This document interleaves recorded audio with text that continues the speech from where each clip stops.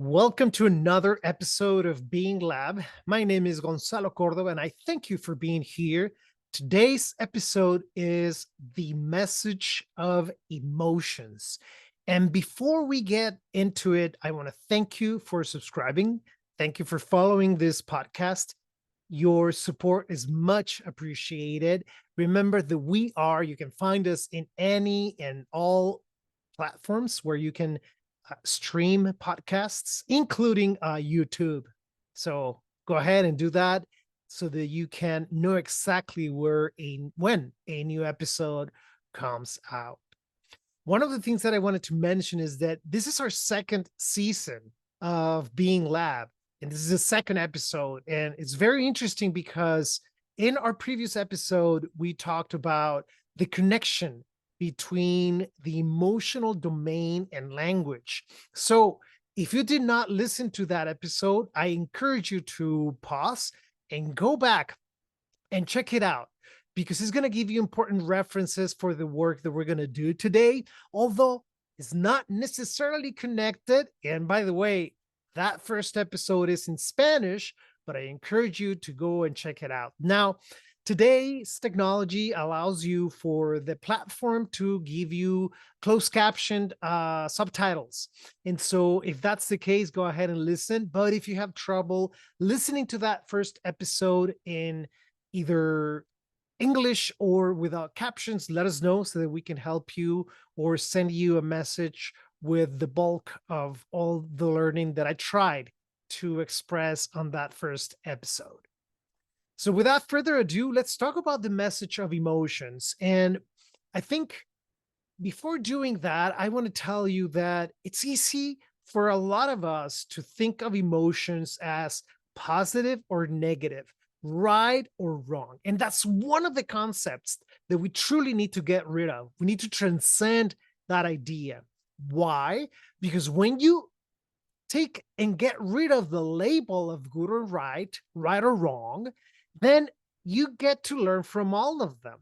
But as long as we maintain a mentality of right or wrong, if we fall into that duality, then we can't learn from many of them, and we're only going to learn from some of them. So, in order for us to truly engage and understand the message of emotions, we truly have to get rid of that label, the label that they are good or bad, right or wrong, funny and awful, which, by the way, those two are emotions.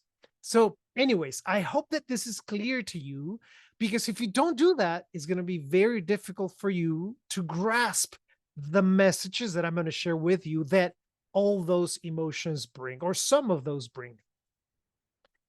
The other aspect is that in socially speaking, we refer to emotions as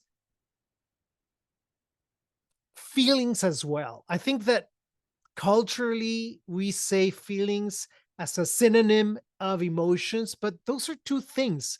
If we want to be specific and strict about it, there are two different things.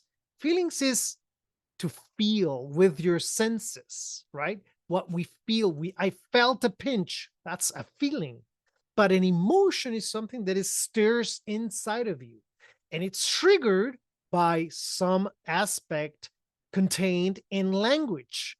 Your assessment of a situation triggers certain things. Remember, emotions are a predisposition to act in a particular way given the assessment that we tell ourselves.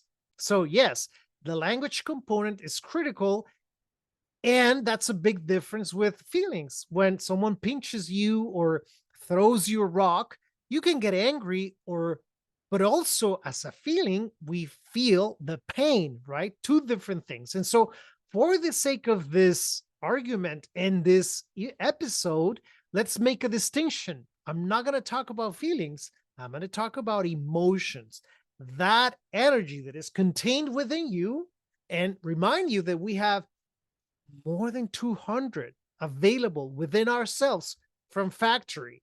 We do not learn to listen to them, to learn from them, but to dismiss them. Typically, that's what we've done for many, many years. And I think It's only in the last 60, 70 years that we are more open to the idea of learning from our emotions as well. Another aspect, important aspect, is to understand that we need to develop a listening for our emotions, because to be honest and to be sincere, emotions are like trying to swim in a very agitated ocean. And every wave, we either swallow water or we just get tumbled. And so, if in the beginning in your life, typically emotions feel that way, then you need to develop a listening and almost dissect them. So, in a few moments, I am going to tell you what are the five basic emotions that come with very clear messages. And that's only the beginning.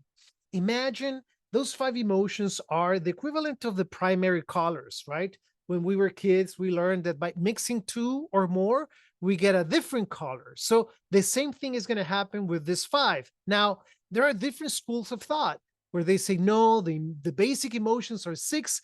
Oh, someone else says seven, someone else says four, someone else says five. Well, I am only going to focus on five for the sake of time, but also because I liked it, right? There's no other reason of weight or pressure.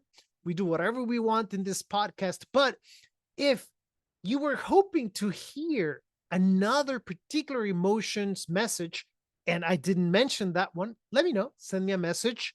I can do the work for you and let you know what's the clear message that that emotion sends. With that, we can then, it's a perfect segue to talk about the actual message.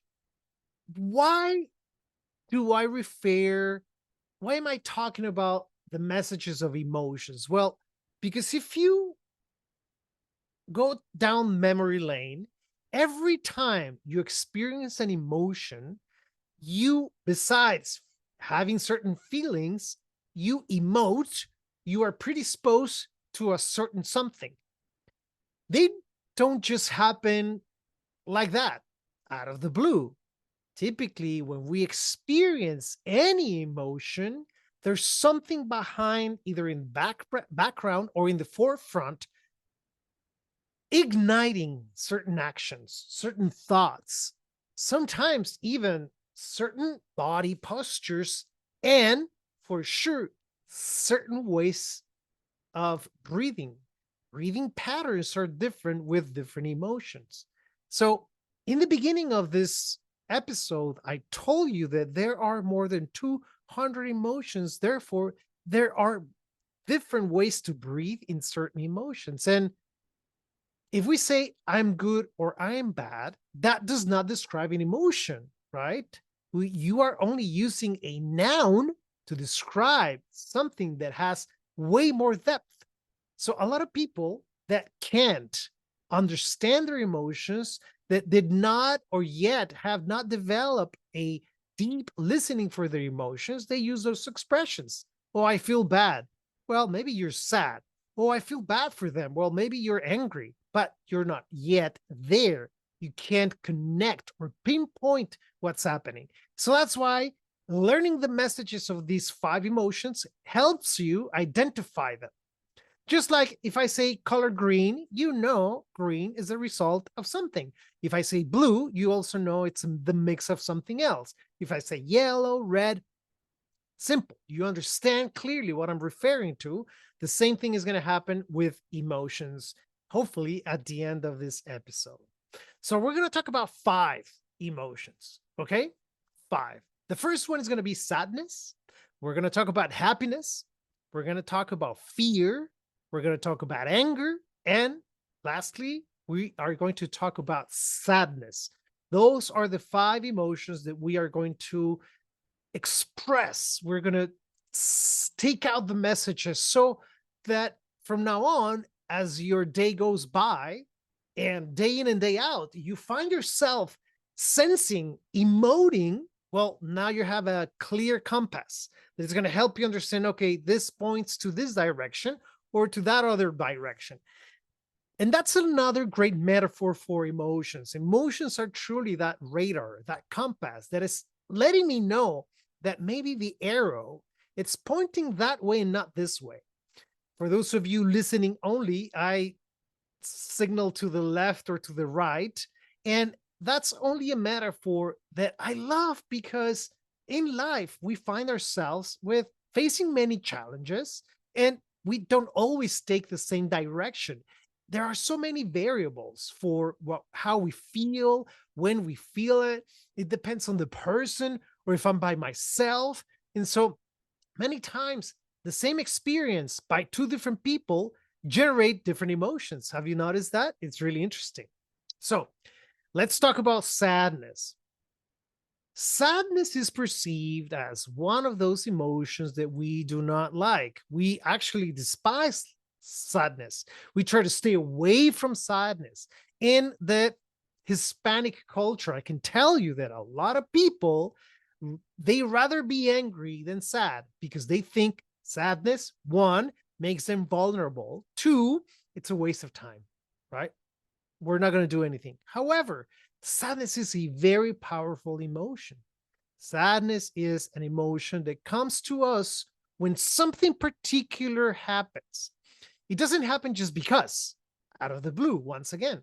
It happens when we have a particular assessment of the circumstance or the event or the conversation, or when something that someone did to you or you think they did to you represents what? Loss. LOSS.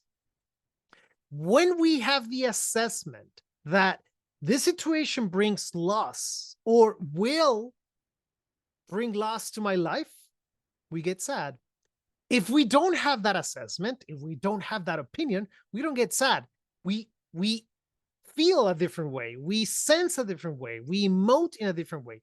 But listen to this. It's very interesting because being sad predisposes us to mourn the loss, right? To feel bad about that. In a way, I know it sounds contradictory, but we don't feel excited at the very moment we feel sad. We feel that we need to celebrate, quote unquote, celebrate that loss and to experience that loss. Now, culturally speaking, we are trained to push that loss away. But the truth of the matter is that if we don't learn to connect with that represents loss, we drag it like an anchor. We drag it throughout our lives.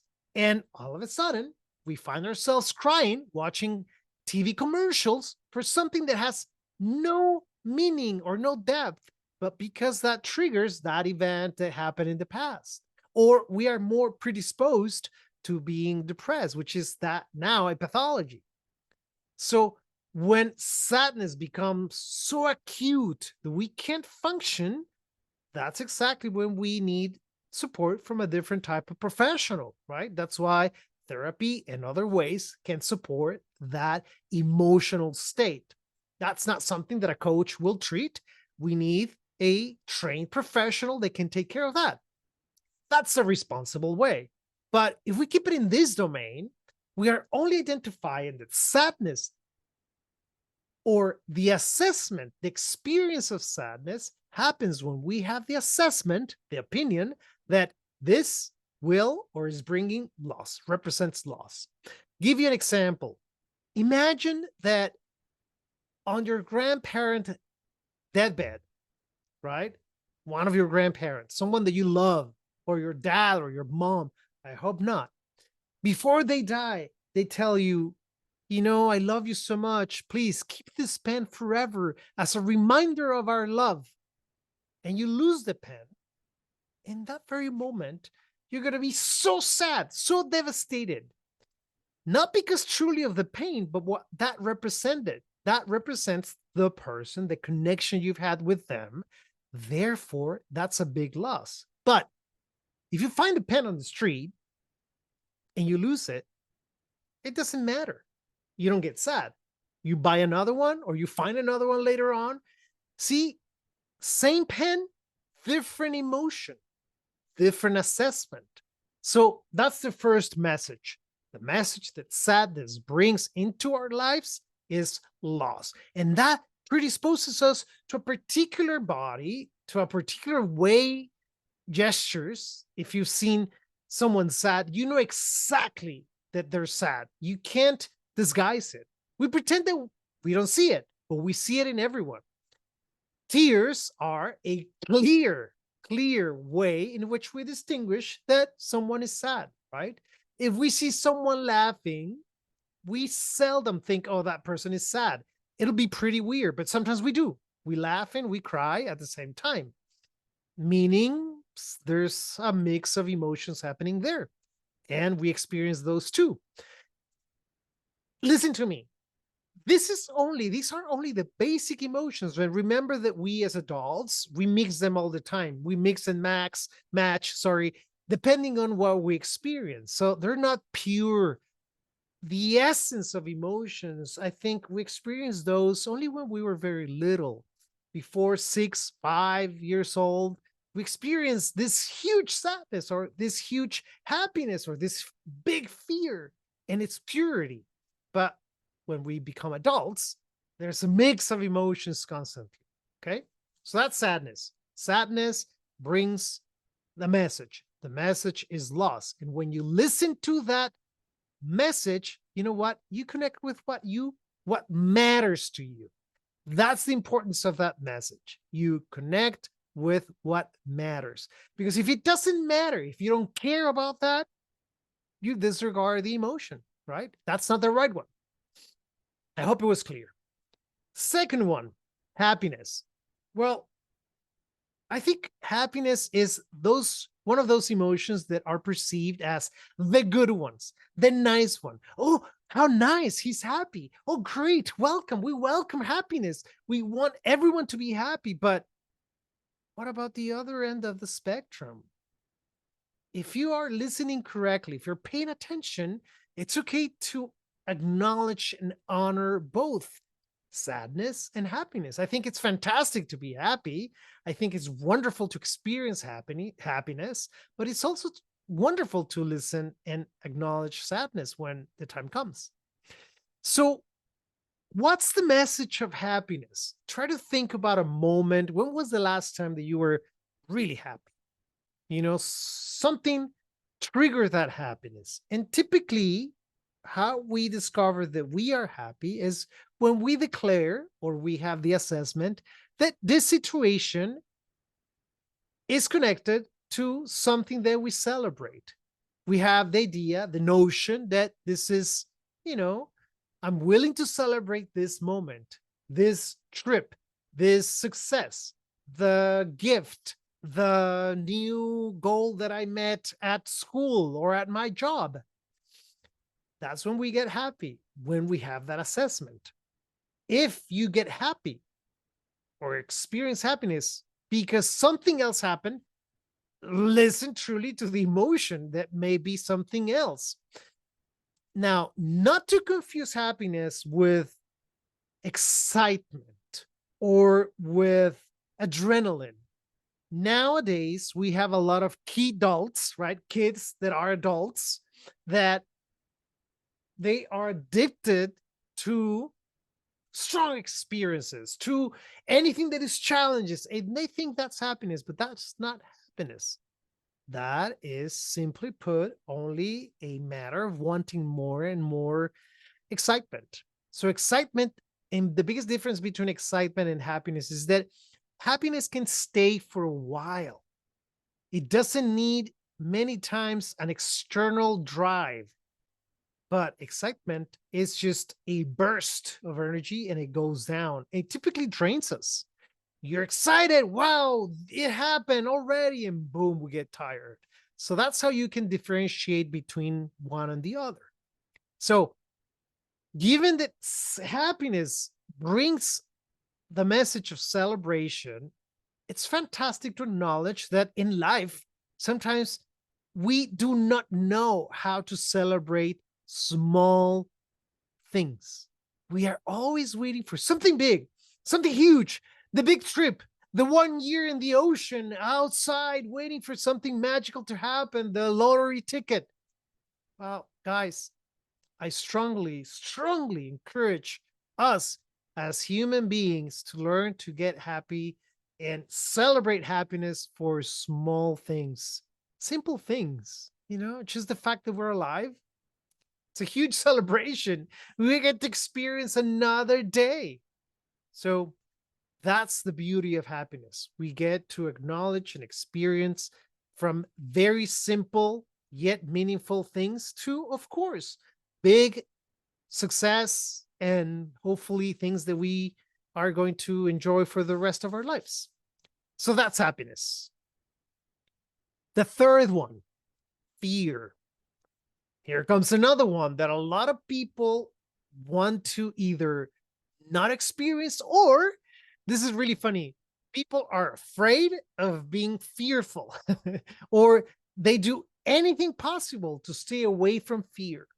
But fear, once again, is one of the most ancient and powerful emotions because fear, if you think about a body, a human body, fear, it's very well contained in our shoulders. So how we learn to hold the world, to carry things, to push forward, to dare, to be vulnerable, many times is in our thorax, right? In our thorax, in our structure, in our rib cage. So learning to hold fear from a straight, erect position, it's a great hack to be able to sustain fear for moments when it's required.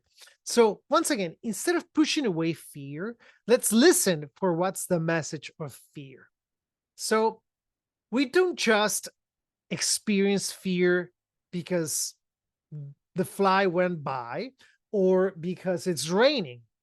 We experience fear because we tell ourselves something. There's a story always behind and every single one emotion.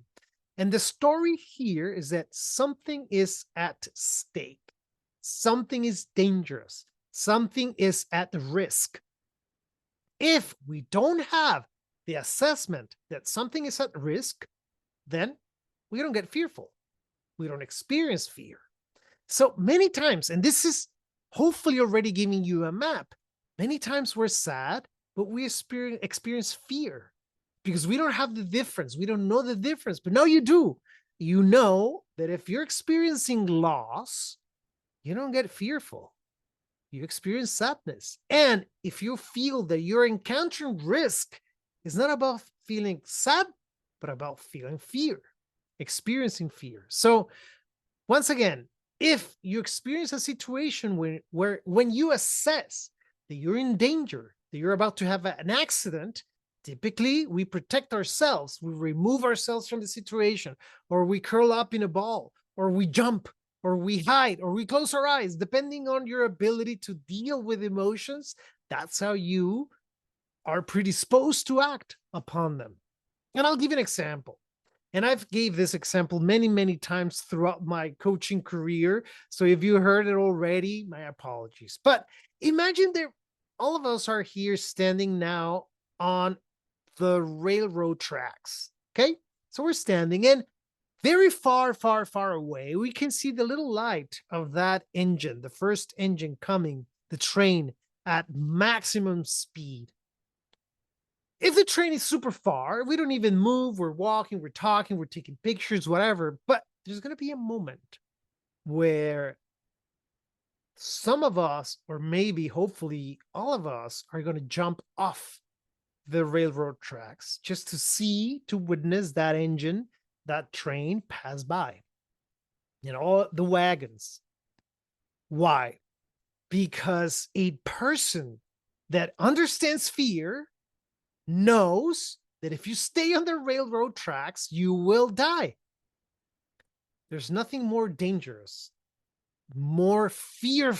I get extremely fearful about people that don't know how to recognize fear, because those are the people capable of doing things that truly are mind-blowing and not in a good way. They are nuts, right? They're mad. They're capable of doing things that you wouldn't even consider. So having a little bit of fear, feeling emoting fear in our lives is very positive because it is a flag that gets read up in front of us, telling us, watch out, there's something here, something at risk, something's at stake, or this is dangerous. I don't know if you've ever experienced this, but many times when you meet someone new, you know, you feel fear, you get fearful, you experience that. And you're like, why am I nervous? Well, pay attention to those things. Those are powerful emotions to feel. Now, if you dismiss them later on, you will learn that there was a big reason to feel that. But once again, this is only a map, and you are the only one that can choose to either follow this map or dismiss it. It's up to you. Okay. So we've covered 3 so far. We have 2 more to go. First one was sadness. The message is loss. The second one is happiness, and the message is to celebrate. And the third one is fear, which typically the message is this is dangerous. Something is at stake. Represents risk, right? When we acknowledge fear, we understand that we care also, that we may need to protect our lives, our business, our clients, whatever that is. Okay. The fourth one, anger, another one that has pretty bad press. And I think this is one that for a lot of people is very difficult to comprehend its power. And I have the privilege of working with a lot of leaders, executives that deal with difficult conversations with a lot of employees, with partners, stakeholders, you name it. And what I always say to them is, what's your relationship with fear? How do you engage from fear versus from anger? Because if you learn the distinction, anger typically sends a very powerful message. Anger is an emotion that visits us when we have a certain assessment about the situation and nothing else. Anger is the emotion that we experience when we assess that what's happening, what happened, or what will happen is not fair.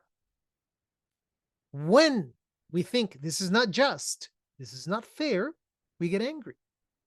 So, what's the connection between leadership and anger? Well, knowing to tune in to a low level of anger when you have the assessment that what just happened is not fair allows you to express yourself in a very powerful way. But if you're fearful of what's not fair, then you're not going to be able to talk about it. And that's some of the work that we do with leaders every day. We coach them, we mentor them so that they can identify what's the emotion that is driving this conversation in this meeting. And sometimes what we understand quickly is, wow, we're all angry, but we're a very high, tense anger that no one can talk. I mean, if you think about it, if we're extremely angry, we can't coordinate action. Everyone's yelling or trying to hit you.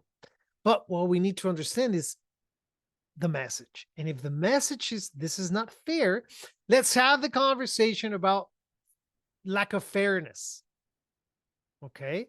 And that automatically changes the conversation for your team or for yourself as a mom, as a parent, as a partner, as a son, as a daughter, whatever that is. So to me, in my line of work, anger is one of the most powerful emotions because it also allows us to validate and to be more self-assured, more self-confident to say, you know what I just experienced was not fair. I demand, I request that you find a solution, a way to compensate this. You know, from a perspective of learning to have conversations, emotions are the glue that bend that stick the conversation in a powerful way. So now you know several ways to have conversations from sadness, from happiness, from fear, and from anger. I hope this helps. And the last one, tenderness. Tenderness is perceived as cute, as, oh, it's a nice emotion to have, but how many times do you crave it? Or do you hope you've had, you experience tenderness situations? For a lot of people, that is just simply not available because either they didn't grow up with tenderness, or it quickly turns into sex or into something that is not what you were craving or needing. Safety is the message of tenderness. Tenderness visits us when we feel safe. If you've seen a mother or a parent caressing a child or a baby, you automatically know that what happens for that person is they feel safe. They feel absolutely so safe, they fall asleep in their arms, right? Without questioning anything. They can be anywhere, at a concert, at public transportation, and boom, they can fall asleep easily. And so, why is that? Well, because when we experience tenderness, the message that tenderness imprints in us is that Aya says that this situation is safe, brings me safety. So can you imagine bringing that into the rest of your conversations, whether it's personally or professionally, learning to have conversations from that place? It doesn't make us uh, less professional or less uh, smart or less acute in our messages. It just creates a different mood. And that's the key. That's the magic. Learning to move, to speak from different places. Now, how do we know that we are truly experiencing these emotions to our advantage and not towards it? Let me repeat that. How do we know that these 5 emotions are going to help us and not do the opposite? There are 2 things that you want to look for to make sure that these emotions, the message is aligned. First of all, there's no drama. Okay. If you can experience sadness, happiness, fear, anger, or tenderness without being dramatic, kudos. You're on the right track. Second thing, you are not a victim. If you can be sad, happy, fearful, anger, or tender without being a victim, you got it. You are now understanding the power of emotions. You are listening deeply for what's the message, and then moving from there, whether in conversation or in actions, or sending a message or an email or a phone call. That's it.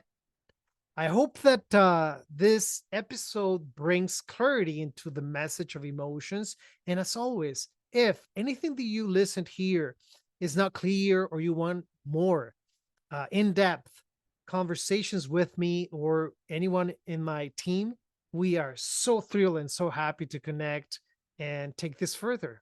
As always, I appreciate that you rate and follow and subscribe to my platforms.